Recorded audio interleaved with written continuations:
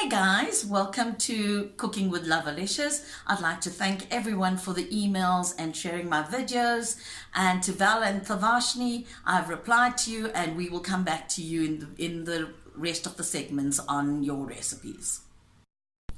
On last week's menu, we had a main course of crumb lamb chops. So this week we decided to go with a starter and a dessert. A main course is not a main course without a starter and a dessert.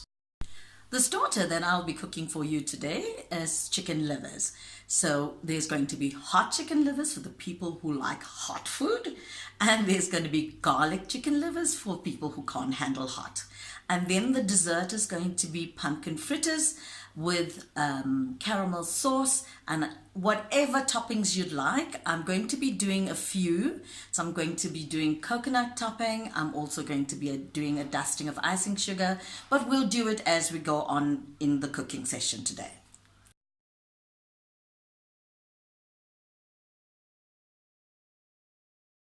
Before we do the pumpkin fritter itself, we're going to do the caramel sauce. So these are the ingredients for the caramel sauce. You will need sugar, butter, double cream, and a pinch of salt. And the reason why I'm doing that first is because it needs to go into the fridge. And once it rests in the fridge, it will look actually just like caramel.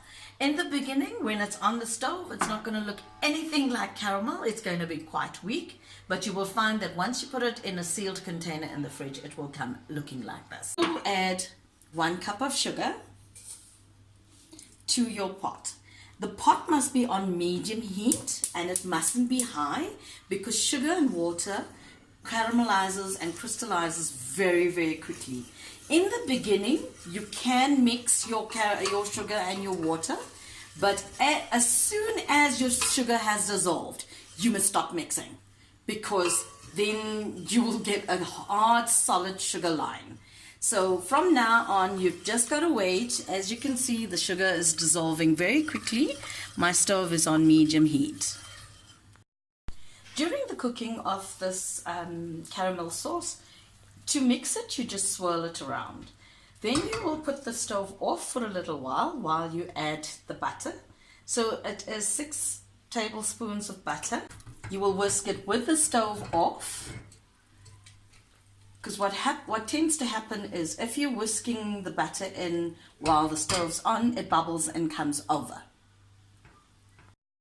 Well, it's going to look like this. You can see it's bubbling.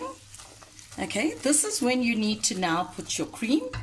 Again, either put the stove off or take it off the stove and put in your cream, or it's going to just bubble and come off. So I'm just going to put the stove off.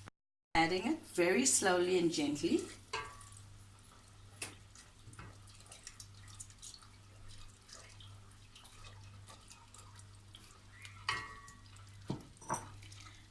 And I'll carry on whisking until the cream is nicely combined.